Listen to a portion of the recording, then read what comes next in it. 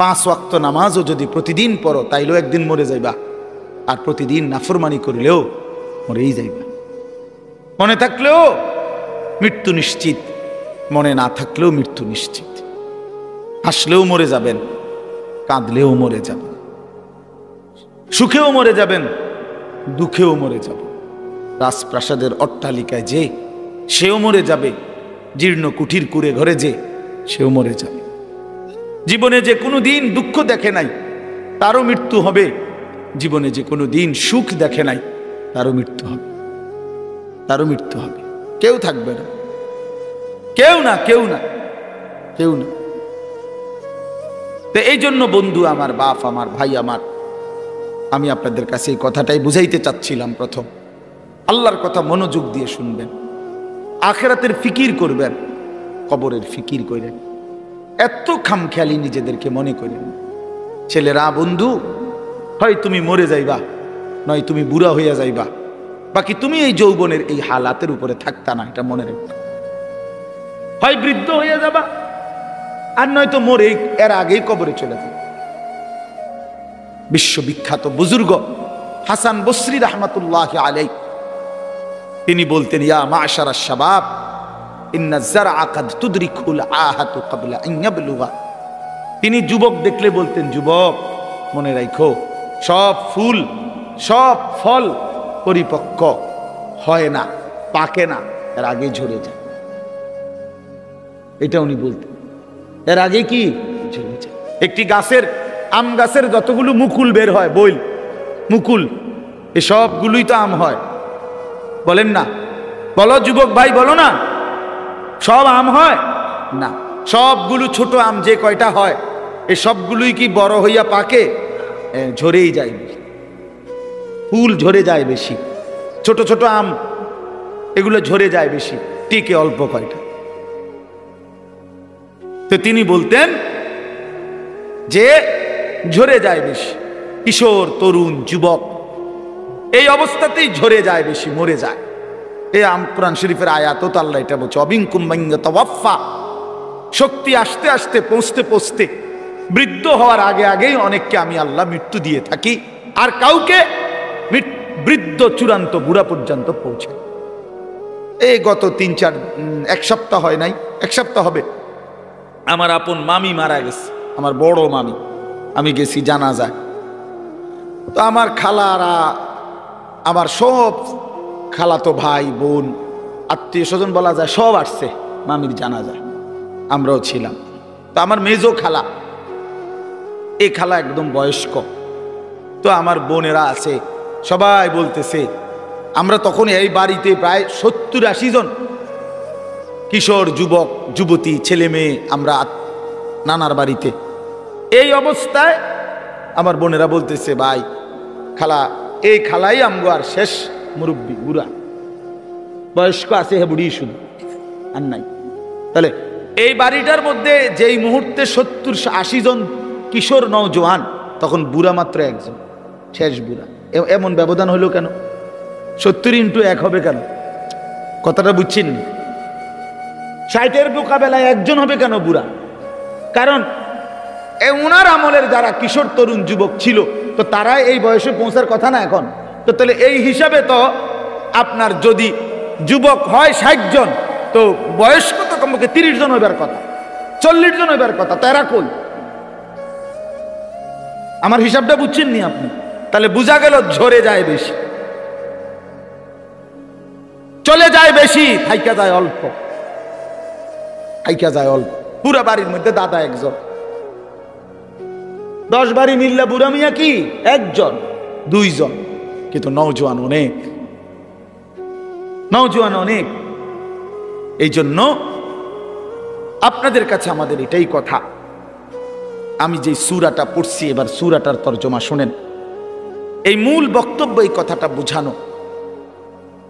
আল্লাহ তাআলা এই কথাটা বারবার কোরআনুল কারীমের মধ্যে বুঝাইতে চাইছে, বান্দা বিশ্বাস করো, বান্দা যে অবস্থাতেই তুমি থাকো, খেয়াল করো আর না করো, বুঝে থাকো আর না থাকো, তুমি কিন্তু থাকতা না, তোমার আমি রাখতাম না বান্দা। আমার চূড়ান্ত অনুগত হইলেও রাখতাম না, চূড়ান্ত নাফরমানি করলেও কি রাখতাম, কোন অবস্থাতে থাকতা না তুমি। এটা হলো শেষ কথা, তুমি এটা মনে রাখবে। তুমিও থাকবা না, সৃষ্টি জগতও থাকবে না। তোমারও মৃত্যু হবে, গোটা কায়নাতেরও মৃত্যু হবে। এই কথাইটা কোরআনুল কারীমের মধ্যে আল্লাহ তাআলা খুব বুঝাইছেন যে বান্দা কেন দুনিয়া নিয়া ইসসাকালতুম ইলাল আরদ, আহা বান্দা জমিনটা নিয়ে এমন কামড়াইয়া পড়লা কেন? ইসসাকালতুম অর্থ এইটা মানে কামড়াইয়া ধরা। আমি যাইতাম না, বাচ্চা যেরকম অনেক সময় ধরে না, আমি যাইতাম না, এতে এমন ভাবে ধরছে যে এতে আর সরানো যায় না। ছাগল যেভাবে খোঁট দেয়, ছাগলের খোঁট দেওয়া বুঝছেন? ছাগল যে এরকম পাও দিয়া খোঁট দিলে বাপরে বাপ, আরেক ছাগল দিয়েও এতে সরান যেত না। বহুত আমার জীবনে একবার ছোট বোন ওই চানলা, ব্রনফারা চানলা একটা জায়গা আছে, এই চানলা আমার বোন বিয়ে দিছি, ছোট বোন। তো কোরবানির ঈদের সময় মায় 2 দিন আগে আমারে কইছে যে টাকা দিছে, চানলার পাশে একটা জায়গা আছে 60 বাজার, ওইখান থেকে খাসি কিনা দিতাম, মানে বোনের শ্বশুরবাড়ি কিনা দিতাম আর ঈদ কোরবানি উপলক্ষে। তা আমি বোনের শ্বশুরবাড়ি গিয়ে তালুইরে নিয়া বলছি চলেন একটা খাসি কিন তালুই। তো চালুই বয়স্ক মানুষ, খাসিটা কিনার পরে আমি হাবড়ারে কইলাম তালুই অল্প দূর রাস্তা, 60 থেকে আর চানলা যাইতে নাই তো 10-15 মিনিট 20 মিনিট লাগবে, আরো আগের কথা। ওই সময় আমি কামেলে পড়ি, 2003 সাল বা 4 সাল এরকম হবে। তো আমি হাঁটাইয়া এই নিয়ে যেতে পারবো ছাগল, এটা আপনি রিস্কা দিয়ে যান, আপনি বয়স্ক মানুষ। আহা, আমার 14 গোষ্ঠীর মনো কোনো পাপের কারণে আমি এটা ধরছি। আমি শেষ পর্যন্ত অজরে মানে কাইন্দাই দিছি। আমি তো জানি না আগে কোনো সময় ধরছিও না, জানিও না, এটা যে এরকম খোঁট দেয় এই কথাইটা আমি জানতাম না। কি পরিমাণ কষ্ট করে বিশ্বাস করেন এটা আনছি, এই কদ্দুর জায়গা বাড়িতে আইনা আমার বোনে ধর, মাই কইছে তোর খাসি রে ধর, তোর খাসি তো এটা যে তার হাতে দিছি, বোনের কইছি ধর এটা ধর যা, এ কইয়া যে আইসা লাইছি, ভাতও খাইছি না, জিদ দে। তাইলে কি বোঝা গেল? এইভাবে খুঁট দিয়া ছাগলের খুঁটির মতো আল্লাহ বলছি সাকালতুম ইলাল আরদ, হায় বান্দা এভাবে বুঝি জমিন আঁকড়ায় ধরল, এভাবে জমিন আঁকড়ায় ধরলা। আর রাদিতুম বিল হায়াতিদ দুনিয়া মিনাল আখিরাহ। এবার আল্লাহ বলে বান্দা তাহলে কি তুমি আখিরাতের বিপরীতে দুনিয়ার এই জীবন পেয়ে খুশি হয়ে গেলা? যথেষ্ট তো খুশি? এক সেট সোফা ছাড়বে তো, খালাস, 6টা টেবিল, 6টা চেয়ার, একটা ডাইনিং টেবিল, খুশি তো? যথেষ্ট। 2টা ওয়াল শোকেস, 4টা খাট, 4টা তোষক, প্রতি ঘাটে 2টা করে বালিশ, 8টা বালিশ, চায়ের কাপ 1 ডজন, ভাতের প্লেট 1 ডজন, নুনের বাড়ি 4টা, আর 4 বাথরুমে বদনা 4টা। আর কি কয় টাকার মাল? নাই তো 50 লাখ টাকার মাল ঘরে, এত হবে না। আচ্ছা ধরেন, ধরলাম ভাই, ধরছে জন, আর কোনো আপত্তি নেই, ধরলাম, ধরেন 50 লাখ টাকার মাল। তো 50 লক্ষ টাকার মালের জন্য আই মুসলমান 60 বছরের হায়াত শেষ, 50 বছর শেষ। এত মিথ্যা, এত চুরি, এত 2 নম্বরি, এত সুদ, এত ঘুষ, এত কিস্তি, এতবার ওজনে কম দিলেন, এতগুলো মিছা কথা কইলেন, এত বাটপারি করলেন, এই কদ্দুর ফার্নিচার আর আসবাব এটুকু দুনিয়ার জন্য। হায় হায়, বড় অল্প দামে নিজের বেচা দিলেন, বড় অল্প টাকায় শেষ করে দিলেন হায়াত বন্ধু, বড় অল্প দামে নিজের জীবন শেষ করে দিলেন, খুব কম দামে। এক সুস্থ সবল মুসলমান এত কম দামে নিজের বেচার কথা না। এইটুকু সামান্য দুনিয়ার জন্য 1 ওয়াক্ত নামাজ পড়ার টাইম নেই। একটা অটো চালায়, বেচারার নামাজের সময়, একটা সিএনজি চালায়, বেচারার নামাজের টাইম নেই, কদ্দুর সাধু আন্দারি করে, এবার নামাজের টাইম নেই। 12,000 টাকা বেতনের একটা চাকরি করে, নইলে 20,000 টাকা বেতন। হায় হায় মুসলমান, 20,000 টাকা, তাও এক মাসে, প্রতিদিন না, এক মাসে 20,000 টাকা বেতন। এইটুকুর জন্য আল্লাহ তাআলার এক ওয়াক্ত নামাজ আদায় করে না। হায় মুসলমান, এত বড় পাষাণ কেমনে হইলেন, কেমনে হইলেন বলেন? আল্লাহ নবী সাল্লাল্লাহু আলাইহি ওয়াসাল্লাম বলছেন, লা সাজদাতুন ওয়াহিদাতুন খায়রুম মিনাদ দুনিয়া ওয়া মা ফিহা। এবার শুনেন, নবী বলেন, একটি সেজদা উম্মত দুনিয়া এবং দুনিয়ার মধ্যে যা কিছু আছে তার চাইতে কোটি গুণে বেশি উত্তম। কয়টি সেজদা? এক সেজদায় কয় রাকাত? এক রাকাতও না। এক সেজদা দিলে কি এক রাকাত? এক রাকাতও না, একটাই সেজদা। লা সাজদাতুন ওয়াহিদাতুন, একটি সেজদা। আল্লাহর কসম, নবীজি বলছে, বুখারী মুসলিমের হাদিস, আল্লাহর নবী বলছে, 4টা কালেমা একবার বলা, 4টা কালেমা আপনি বলেন, সুবহানাল্লাহ, আলহামদুলিল্লাহ, আল্লাহু আকবার, লা ইলাহা ইল্লাল্লাহ। রাসূলুল্লাহ সাল্লাল্লাহু আলাইহি ওয়াসাল্লাম বলেন, এই 4টি কালেমা একবার বলা পৃথিবীর যত কিছুর উপরে সূর্যের আলো পড়ে সবটার যা দাম, আমি রাসূলের কাছে তার চাইতে বেশি দাম।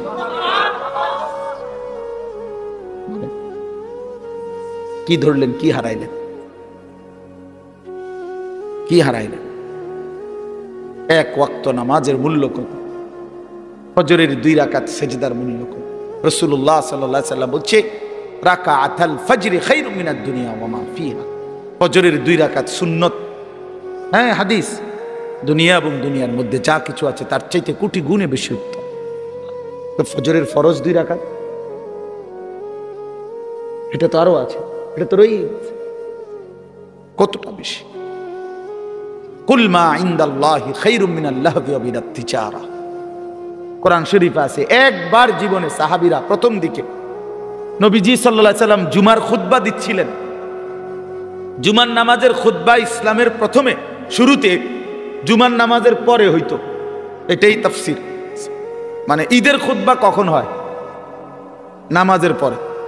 এই ঈদের খুতবা এখন যেভাবে হয়, প্রথম জুমার খুতবা এভাবে হইতো। মানে নবীজি ফরজ 2 রাকাতের সালাম ফিরাইয়া এরপরে মিম্বরে দাঁড়াইয়া কি পড়তেন? খুতবা দিতেন। এটাই ছিল তখন নিয়ম। এরকম একদিন খুতবা দিতেছে, সাহাবায়ে কেরামের কিছু সাহাবী মদিনার বাজারে ফু দিছে, কেউ ব্যবসায়ী পাইকারি মাল আনে, মাসে 15 দিনে তখন নিয়ম ছিল একদিন পাইকারি মাল আসতো। তো যে বেটা পাইকার, এ বেটা বাসি ফু দিত। ফু দিলে খুচরা দোকানদাররা বুঝতো পাইকার আসছে, সবাই দৌড়াইয়া হুড়াহুড়ি করে যার যার মাল নিত। এই বেটা তো আর আসবে না আবার। তো এই সাহাবীরা যারা মদিনার বাজারে ব্যবসা করত, ওনারা এই বাঁশির ফু এটা শুনছে।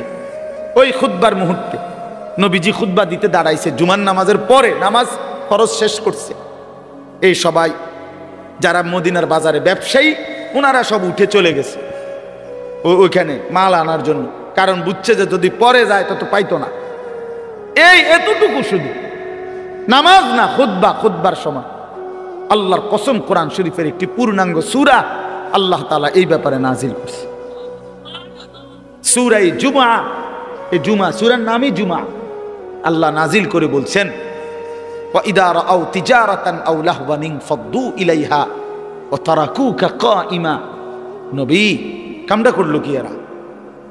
এদের ব্যবসা এবং তামাশা, এই দুনিয়ার তামসার জন্য আল্লাহ দুনিয়ার পুরো উপার্জনটারও বলছে তামসা। বেটা আল্লাহ বলছে এই ব্যবসা এবং তামাশার দুনিয়ার জন্য এরা ছুটে চলে গেল।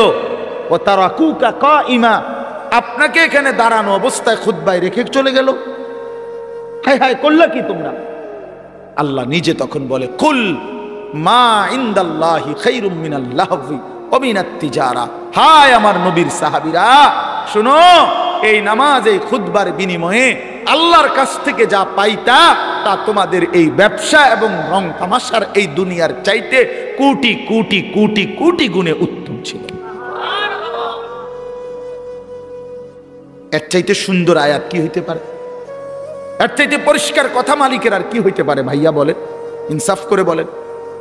আর কেমনে আল্লাহ বুঝাইতো? আর কেমনে বুঝাইতো?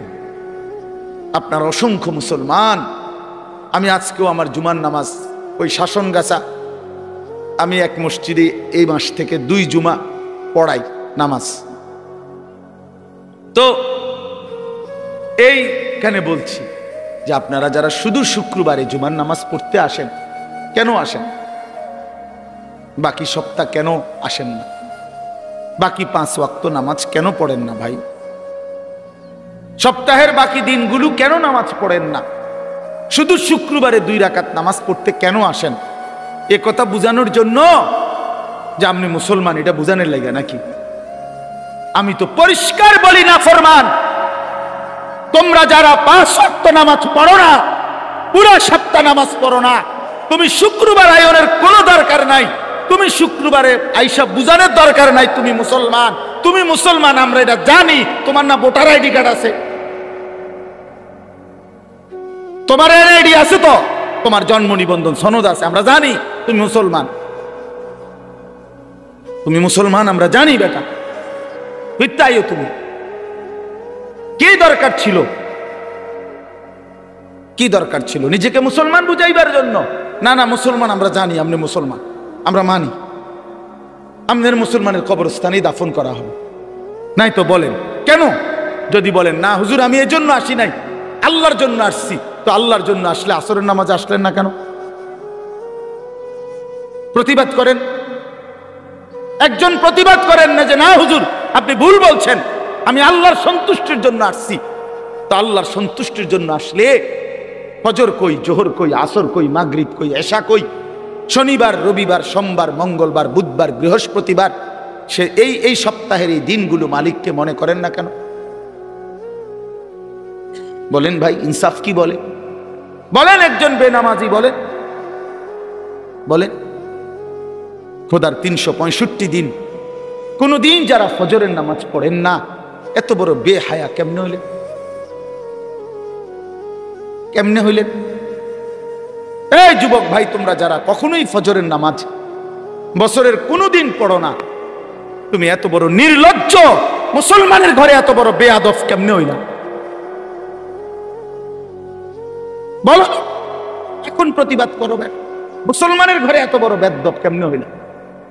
এত বড় গাদ্দার মুসলমানের ঘরে হইলা কেমনে? তোমার আল্লাহ নাই, তোমার রসুল নাই, তোমারে কেউ বানায় নাই, তোমারে কোথাও যেতে হবে না, তুমি মরতা না, তোমার কোনো হিসাব নাই, তোমার কোনো আমল নামা নাই। কি মনে করছো তুমি? এই মোবাইল, হ্যাঁ, এই বেডি, নর্তুকি, নারী, ছবি, উলঙ্গ দৃশ্য, আর এই ভাত তরকারি, পেশাব পায়খানা আর ঘুম, খালাস, এরই নাম জীবন? এ তো জানোয়ারের জীবন। এ তো কুকুর, বিড়াল, হাইওয়ান, জানোয়ার, গরু, ছাগল, ওরাও তো খায়, ঘুমায়, পেশাব পায়খানা করে, ওদেরও তো যৌন চাহিদা পূরণ হয়। প্রিয় বন্ধু, গরু ছাগলেরও তো, কুকুর বিড়ালেরও তো বাচ্চা হয়। তো বাচ্চা যেহেতু হয়, এটাই তো প্রমাণ করে এদের যৌন চাহিদা পূরণ হয়, নয়তো হ্যাঁ কেমনে বাচ্চা হয়? জানোয়ারের বাচ্চা হয় কেমনে তাহলে? ইনসাফ করেন, বিবেককে বলেন। আপনার স্ত্রী বেপর্দা, তা আপনার আত্মসম্মান কই রইল? আপনার মেয়েটা বেপর্দা, হ্যাঁ, আপনি বুঝেন না এটা? 8-7 কাপড় পরে আপনার মেয়ে কোথায় যায়? 14 বছরের, 16 বছরের, এই 18 বছরের এই উপযুক্ত কন্যা 8-7 কাপড় পরে কোথায় বের হয়, কাকে দেখাইতে যায়? আপনি বুঝেন না? বিসিরা খান, আপনি হুদা বহন খান, আপনি ভাত খান না? এতটুকু হায়া যে বাপের নাই, তো তুমিও তো বেহায়া, তোমার মেয়েও তো বেহায়া। যে স্ত্রী বেহায়া, স্বামীও বেহায়া, স্ত্রীও বেহায়া, দুজনই তো বেহায়া বেটা তোমরা। নাহলে আত্মসম্মান থাকলে, আত্মমর্যাদা থাকলে, পৌরুষ থাকলে, আমি বাইচা থাকতে আমার বউ বেপর্দা হবে বেটা, তো আমি বাইচা রইলাম কেন? আমি বাইচা থাকতে আমার মেয়ে বেপর্দা, তো আমি বাপ কিসের? আবার আমার বাপ কিসের? আমার স্ত্রী সন্তানের মধ্যে যদি দ্বীন না থাকে, বিবি বাচ্চার যদি আখিরাত না থাকে বন্ধু, তো আল্লাহ তাআলা আমাদেরকে সংসার কেন দিলেন? পরিবার কেন দিলেন? স্ত্রী সংসার কেন দিলেন আমাদেরকে? যে নারী থেকে এত কিছু ভাবে উপকৃত হইলেন 40 বছর, সেই নারীকে এভাবে জাহান্নামের হাতে ছেড়ে দিলেন, এভাবে ছেড়ে দিলেন। ফিকির করেন, সিদ্ধান্ত করেন, কেমনি কি করবেন, ফয়সালা করেন। এই পৃথিবীতে প্রত্যেক মানুষের সামনে যখনই যে কোনো সমস্যা তৈরি হয়, সে তো প্রতিটা সমস্যার সমাধানের জন্য কোনো না কোনো কৌশল বের করে না? তো এর জন্য বাইর করেন, আপনি বুদ্ধি বাইর করেন, আপনি পরামর্শ করেন যে হুজুর আমার স্ত্রী বেপর্দা, আমি কি করতে পারি? আমার মেয়ে বেপর্দা, আমি কি করতে পারি? আমার ছেলে কোনো দিন ফজরের নামাজ পড়ে না, আমি কি করতে পারি? কোনো সমাধান নাই। ইসলামে কি কোনো সমাধান নাই? আল্লাহর কোরআনে কিছু নাই এ ব্যাপারে? তো আছে, তো আছে, তো আপনি সিদ্ধান্ত নেন, আপনি এগিয়ে আসেন, নিজেকে বাঁচান, বউ বাচ্চাকে বাঁচান, স্ত্রী সন্তানকে বাঁচান। খাট পালং আর সোফা ফার্নিচার এডি কোয়েন না, এডি কোয়েন, এডি হুদা, এডি থাকবে না। সোফা পুরানো হয়ে যায়, ফ্রিজ ডিস্টার্ব করে, আমি 3 বার বদলাইছি। ওয়াশিং মেশিন কিনছি, এইটা একবার দামি কোম্পানির, এটার ডিস্টার্বের যন্ত্রণায় কুচিটা হালাই দাও, লাত্তি দিয়ে হালাই দাও, ফালতু জিনিস একটা। তাইলে কি বুঝা গেল? দুনিয়া কোনোটাই জমাইয়া আপনি স্থায়ী হবে না, এটা ডিস্টার্ব করবে, ঠিক কিনা বলেন না কেন?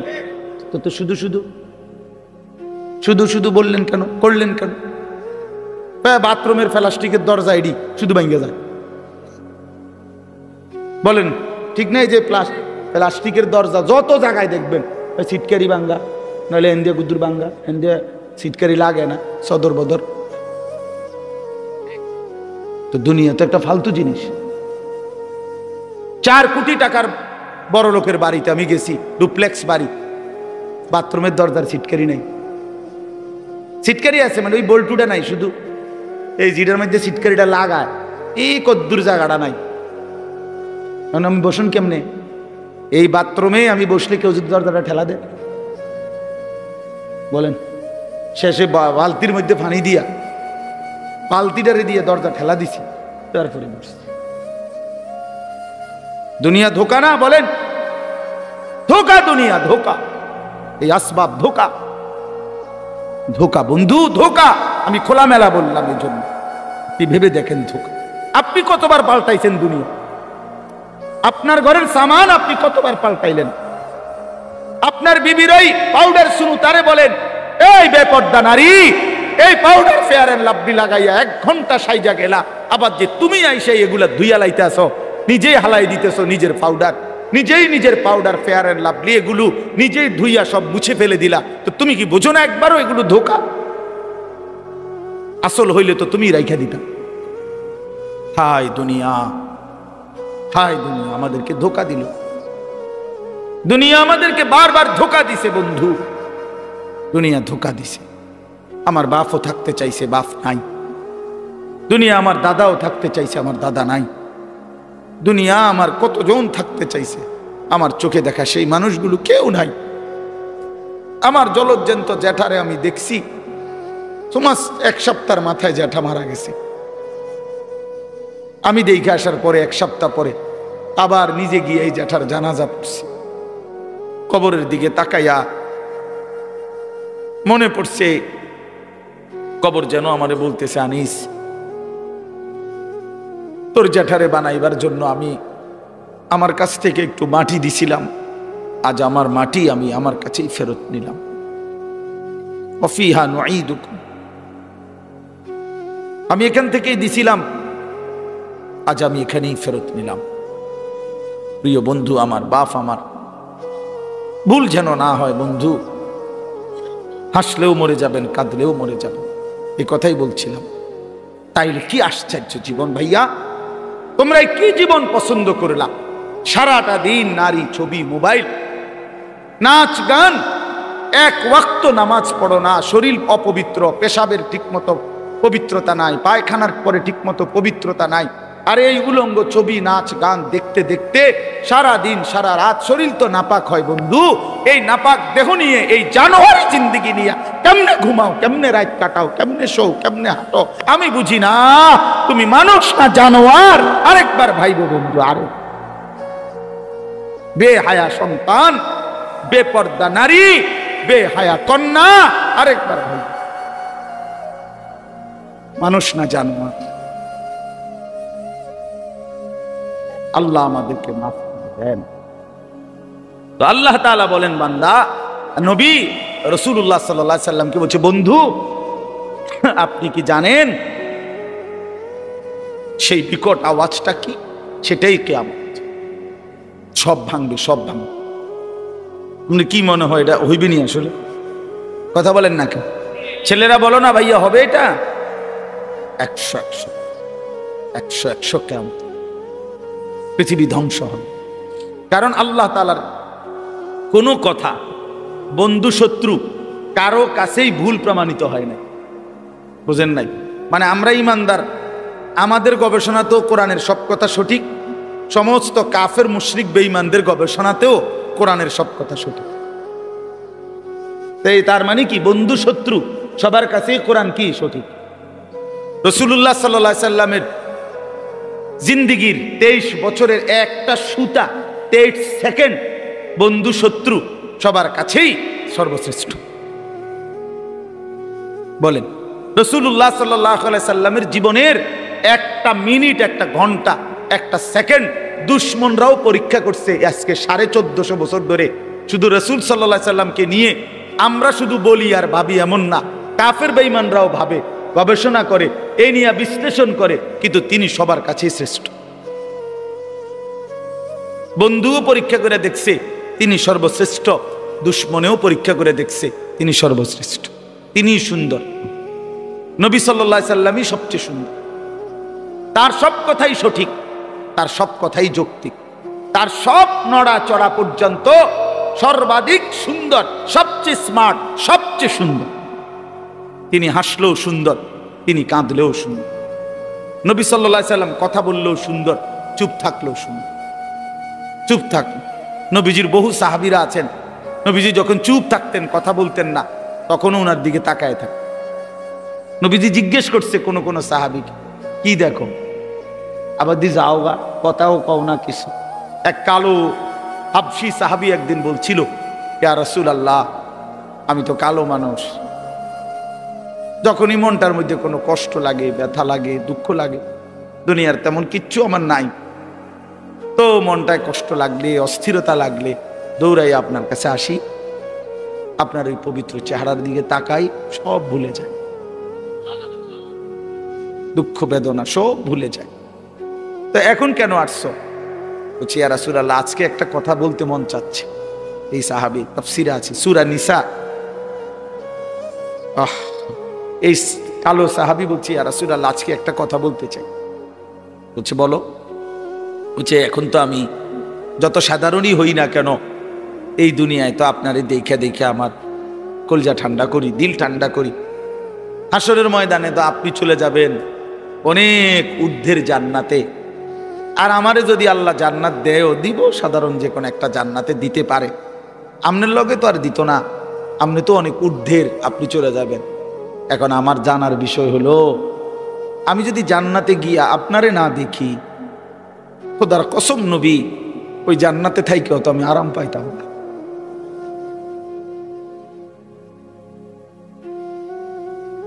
তখন আমি আপনাকে দেখবো কিভাবে? সুবহানাল্লাহ, আল্লাহ তাআলা বলেন, ওমান ইউতিল্লাহ ওয়ার রাসূল ফাউলাইকা মাআল্লাযীনা আন'আমাল্লাহু আলাইহিম মিনান নাবিয়্যিন ওয়াস সিদ্দিকিন ওয়াশ শুহাদা ওয়াস সালিহিন। বন্ধু, আমি ওয়াদা দিলাম, আমি আল্লাহ এবং আপনি রাসূলের পূর্ণ আনুগত্যের হক যে আদায় করবে, অনুসরণ করবে আপনাকে 100% 100% আমি আল্লাহ আপনার সাথেই তাকে থাকতে দেব। কেমনে আমি বুঝ করবো, আপনি ওরে কইয়া রাখবেন।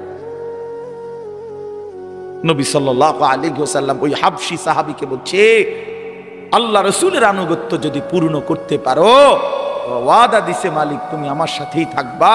সাহাবী চিৎকার দিয়া ওইখানেই ইন্তেকাল করছে। निकल जाए दम तेरे कदमों के नीचे, यही दिल की हसरत, यही दिल की आरजू है। এটা উর্দু শের আর কি।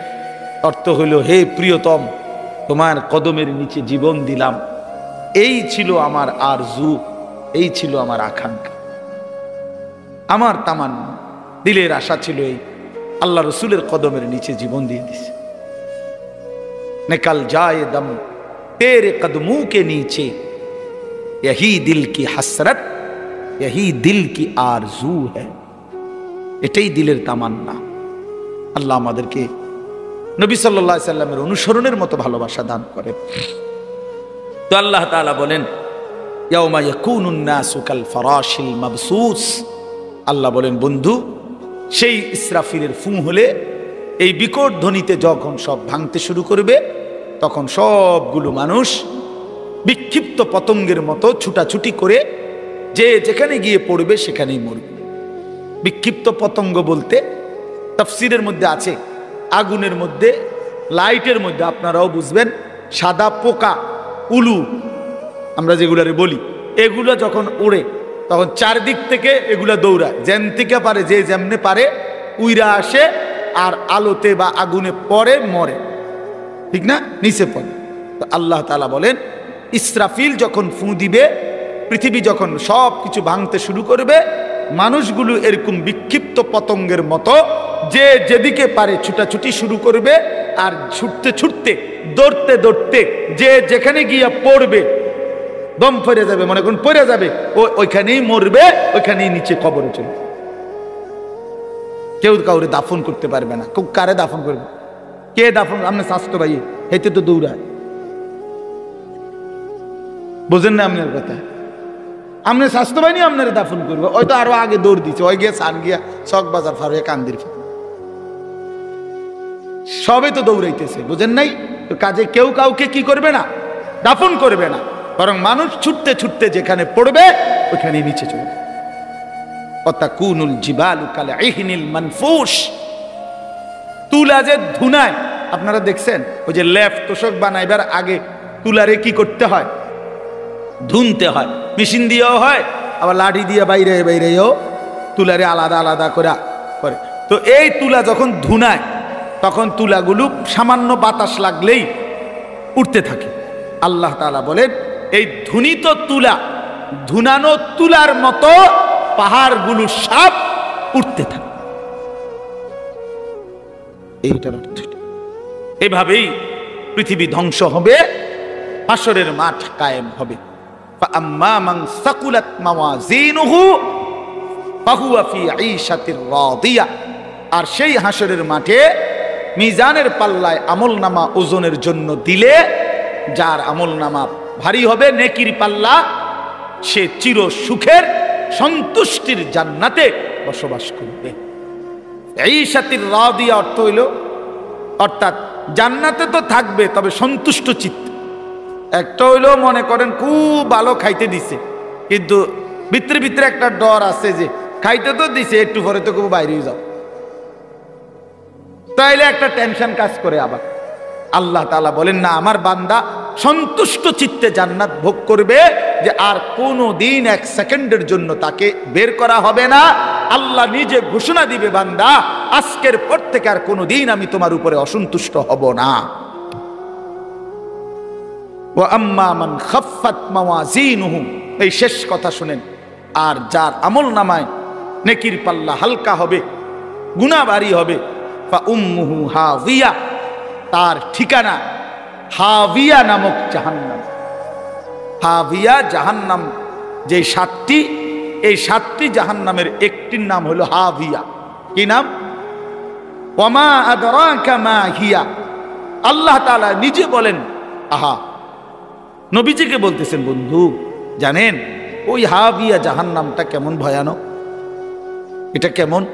তা আল্লাহ নিজে বলতেছেন, নারুন হামিয়া, সেটা অত্যন্ত প্রচন্ড জ্বলন্ত ধাউ ধাউ করে জ্বলা আগুন, হাভিয়া, সেখানে ছেড়ে মারা হবে, নাফরমানকে সেখানে ফেলা হবে।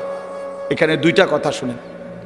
এক নাম্বার হলো এই আয়াতের তাফসিরে এই নারুন হামিয়া হাভিয়া জাহান্নামটা প্রচন্ড উত্তাপওয়ালা আগুন, এই কথাটার ব্যাখ্যা দিতে গিয়ে প্রিয় নবী সাল্লাল্লাহু আলাইহি সাল্লাম বলছেন, তাফসিরে কুরতুবিতে আছে, নবীজি বলছেন নারুকুম হাদিহি জুজউম মিন 70 জুজআম মিন নারি জাহান্নাম। কথাটা শেষ খেয়াল করেন। নবীজি এরকম সাহাবীদেরকে বলতেছে, শোনো, তোমাদের যেই দুনিয়ার আগুন, এই দুনিয়ার আগুন জাহান্নামের আগুনের 70 ভাগের 1 ভাগ। তার মানে তোমাদের এই দুনিয়ার আগুনের চাইতে আরো 69 গুণ বেশি উত্তাপ তাপ জাহান্নামের আগুন। এরপরে শুনেন, এরপরে জরুরি কথা হলো, এই বুঝার জন্য বলতেছি, তাফসিরে হাদিসের বাকি অংশে আছে, রাসূলুল্লাহ সাল্লাল্লাহু আলাইহি সাল্লামের সাহাবীরা এই কথাইটা শুনে লাভ দিয়ে উঠছেন, ফাল দিয়ে উঠছে, ফাল দিয়ে ওইটাই বলতেছে, ইয়া রাসূলুল্লাহ ওয়া ইন্না যালিকা লাকাফিয়া, হে আল্লাহর নবী, হায় হায় আপনি কি কইলেন, এটা আগুনে পুরাইয়া ছাই করে ফেলার জন্য দুনিয়ার এই আগুনই তো যথেষ্ট। লাকাফিয়া অর্থ হলো এটাই তো সারে। আল্লাহর নবী সাল্লাল্লাহু আলাইহি সাল্লাম বলেন, তাহলে বুঝো হায় উম্মত, এর চাইতে আরো 69 গুণ বেশি আগুনের তাপ কেমন হবে।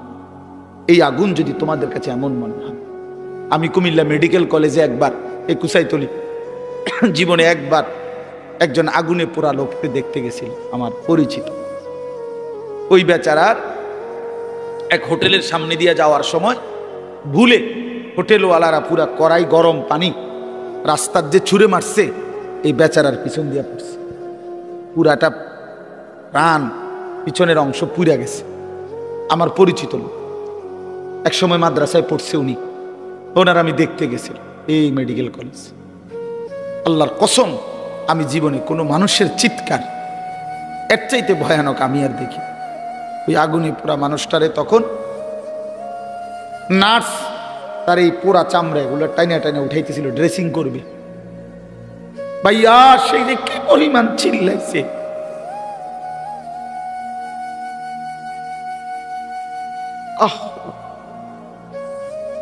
এমন চিৎকার, তার মানে এগুলো যে ছিটতেছে, পোড়া চামড়া এগুলো উঠাইতেছে। তাহলে বলেন, রাসূলুল্লাহ সাল্লাল্লাহু আলাইহি ওয়াসাল্লাম বলেন, তোমাদের এই আগুনের চাইতে আরো 69 গুণ বেশি গরম, সেটা কি হবে? আল্লাহ আমাকে মাফ করুন। আর একটা কথা হলো, যুবক ভাই, তোমাদের কাছে এখানে একটা শব্দ আছে, ফা উম্মুহু হাবিয়া, ফা উম্মুহু হাবিয়া। উম্মুহু এই শব্দের দুই অর্থ। এক অর্থ হলো ঠিকানা, ফা মাওয়াহু, তার ঠিকানা জাহান্নাম। আরেকটা অর্থ আছে, এই তাফসিরে আছে, ইয়াহবি রাসাহু। তাফসিরের মধ্যে লিখছে, অর্থ হইল যখন আমলনামা হালকা হবে, গুনার পাল্লা ভারী হবে, তখন এই ফেরেশতা আল্লাহর কসম মাথার সামনে এই চুলের অগ্রভাগ কপ কইরা ধইরা, চুল ধইরা, ইয়াহবি রাসাহু, এ তার মাথা ধইরা, চুল ধইরা, তারে ফেরেশতা একটা টান দিয়ে দাঁড়ানোর থেকে মাটিতে ফেলে দিবে। একটা টান দিয়ে মাটিতে ফেলেই একটা লাথি দিয়ে জাহান্নামে ফেলে দিবে। এই জন্য দোস্ত, এই মডেলিং, এই চুল রেডি রাখো। এই যে পাঙ্কু চুল, এই বাহারি চুল রেডি রাখো হাসরের ময়দান পর্যন্ত, যাতে করে জাহান্নামের ফেরেশতা ধরতে সুবিধা হয়, ধরতে সুবিধা। কার থেকে দেখা মুসলমানের নওজওয়ান এই চুল শিখলা? কার থেকে দেখা? কার থেকে দেখা? ইহুদির মডেল, খ্রিস্টানের মডেল, হিন্দুর মডেল, বৌদ্ধের মডেল, নাস্তিকের মডেল, মুরতাদের মডেল, আল্লাহদ্রোহী দুশ্মনের মডেল ছাড়া আর কি এগুলো? তার মানে ওরা তো নিজেই জানে ওদের ঠিকানা জাহান্নাম। তো জাহান্নামীদের সাদৃশ্য যার, তো তার চুলতে এমনই হবে, তার চুলতে এমনই হবে। এটা তো এতটুকু বোঝা উচিত, এতটুকু তো বোঝা উচিত। কোরআন শরীফে আছে, নিয়ে এখন দেখাই। এই যে আল্লাহ তাআলা বলছেন ইন্নাল্লাযীনা কাফারু, ওই ভাই শুনতেছেন আপনারা? ইন্নাল্লাযীনা কাফারু মিন আহলিল কিতাবি ওয়াল মুশরিকিনা, নিশ্চয়ই যারা আহলে কিতাব, ইহুদি খ্রিস্টান বেঈমান এবং যারা মুশরিক, তাদের সকলেই ফি নারি জাহান্নামা খালিদিনা ফিহা। হ্যাঁ, ওমাইটা কোরআন শরীফের আয়াত, ঠিক নি মানে ঠিকই উর্ফি দিয়ে কিতা আরো হিটা কর। এটা কিসের আয়াত? কোরআন শরীফের আয়াত। ফি নারি জাহান্নামা খালিদিনা, আরো রইছে ভাইয়া, এই আরো রইছে উলাইকা হুম শাররুল বারিয়া। আল্লাহ তাআলা বলেন ওদের ঠিকানা হবে চিরস্থায়ী জাহান্নাম, আর ওরাই হলো শাররুল বারিয়া, আল্লাহর সৃষ্টির সর্বনিকৃষ্ট জীব, সর্বনিকৃষ্ট শাররুল বারিয়া, শাররুল বারিয়া। এজন্য জামাতে, লেবাসে, পোশাকে, চেহারাতে, চুলে, সামনের দিক দিয়া, চুলের দিক দিয়া, শরীরে, পোশাকে মনে রাখেন বেঈমানের সাদৃশ্য যারা ধারণ করে আছেন, নিজের হিসাব মিলাইয়া নিয়ে। দুইয়ে দুইয়ে 4 হয়, 4-এ 4-এ 8 হয়, 8 দুগুণে 16। বুঝেন নাই নাকি? 2-এ 2-এ 6, এমনি মিলাইয়া, হিসাব মিলাইয়া। উলাইকা হুম শাররুল বারিয়া, ওরা সর্বনিকৃষ্ট জীব। আল্লাহ সমস্ত কাফের সর্বনিকৃষ্ট। আল্লাহ আমাদেরকে বুঝ দান করেন। আল্লাহ তাআলা আজকের এই মাহফিল কবুল করে নেন। চলেন ফিকির করি, আখিরাতকে বিশ্বাস করে, কবরকে ভয় করে, পরকালের চিন্তাকে মাথায় রেখে আমরা প্রত্যেকে ইনশাআল্লাহ জিন্দেগি সাজাবো। বলেন ইনশাআল্লাহ। যুবক ভাই নামাজ পড়ো, নামাজ পড়ো। ভাইয়া আমার নামাজ পড়ো, ভাই নামাজ পড়েন, বোন নামাজ পড়েন। বাবারা হারাম রোজগার ছেড়ে দেন। আপনারা জানেন না, আপনারা হয়তো অনেকে বুঝতেছেন না। ইনশাআল্লাহ আমরা সারা পৃথিবীর উলামায়ে কেরাম এটা বুঝতেছে, বলতেছে আগামীর পৃথিবী শুধুই ইসলামের পৃথিবী। হ্যাঁ হ্যাঁ, আগামীর পৃথিবী শুধুই ইসলামের, আগামীর পৃথিবী শুধুই কোরআনের। শুধু বাংলাদেশ না, সারা পৃথিবীতে মজলুমের বিজয়, সারা পৃথিবীতে মজলুমের বিজয়, ইমানদারের বিজয় ইনশাআল্লাহ। 54 বছরের জালেম স্বৈর শাসক ফ্যাসিস্ট অন্যায় রাজত্ব কায়েম করেছিল মুসলমানদের সবচেয়ে গুরুত্বপূর্ণ একটি দেশ সিরিয়াতে। এই সিরিয়ার জালেম বাপ পুত মিলে, 2 জালেম 54 বছর মানুষের উপরে লক্ষ লক্ষ মুসলিম নারীকে বেইজ্জতি করছে, নির্যাতন করেছে, পুরুষদেরকে শহীদ করেছে। ওই জালেম 8ই ডিসেম্বর পলাইছে। জানেন না? নতুন উইকেট পড়ছে 8 তারিখ। 8 তারিখ কি? ইতিমধ্যে 2 উইকেট পড়ছে। 5ই আগস্ট 1 উইকেট পড়ছে, 8ই ডিসেম্বর নতুন উইকেট পড়ছে। এই জন্য 2024 উইকেট পড়ার বছর। 24 সাল বোলিং ভালো হয়েছে, বোলিং 24 সালে বোলিং ভালো হয়েছে, 2 উইকেট পড়ে গেছে ইনশাআল্লাহ। আলহামদুলিল্লাহ। আগামী 3 নম্বর উইকেট আশা করি ইনশাআল্লাহ নেতানিয়াহু, ইসরায়েলের ওই বেঈমান, ইসরায়েলের এই বেঈমান, এই প্রধানমন্ত্রী ইসরায়েলের নেতানিয়াহু, এই বেঈমানের উইকেটও পড়ে যাবে ইনশাআল্লাহ। দেখেন দেখেন দেখেন ইনশাআল্লাহ। দেখবা যুবক, ইনশাআল্লাহ ফিলিস্তিন বিজয় হবে, কালেমার পতাকা উড়বে, ইসরায়েলের কুত্তারা হেরে যাবে ইনশাআল্লাহ। কোন কাউরে, কোন বেঈমানের ধমকে ঘাবড়াইবার কিছু নাই। ওই ভারতীয়দের ধমক আমরা 2 পয়সাও গণাত ধরি না। 130 কোটি না বেটা, তুই 230 কোটির মোকাবেলায় আমাদের একজন আল্লাহ, তিনি যথেষ্ট বেটা। হাসবুনাল্লাহ, হাসবুনাল্লাহ বলে, হাসবুনাল্লাহ, আল্লাহই যথেষ্ট। আলু বন্ধ করে দিবে, আলু, পেঁয়াজ তার আব্বার পেঁয়াজ, আলু তার বাপের, পেঁয়াজ তার বাপের, মোদির আব্বার পেঁয়াজ, মোদির বাপের আলু। তোর বাপের আলু বেটা, তোর বাপের পেঁয়াজ বেটা। তোদেরকে যিনি পেঁয়াজ, আলু, আটা, তোদেরকে যিনি 24 ঘন্টা খাওয়ায় পড়ায়, তিনি তো আমার আল্লাহ বেটা, তোর কি বেটা? কথা বলেন না। ইন্ডিয়ার ওই বেঈমানদেরকে পালে যিনি, খাওয়ায় যিনি, তিনি কে? আমার আল্লাহ। আমার কে? আমাদের বলবেন না, বলেন আমার আল্লাহ। তোর কি বেটা? তোদের মূর্তি ছাড়া আছে কি তা বেটা? হ্যাঁ, আল্লাহ আমার আল্লাহ তোদেরকে খাওয়ায়, আমারে দমক দেয়। বেউকুফ না এগুলো, কি কয় এগুলো? মন্ডা আটটা যাইয়া কন্যাই। হ্যাঁ, কয় কি বেটা?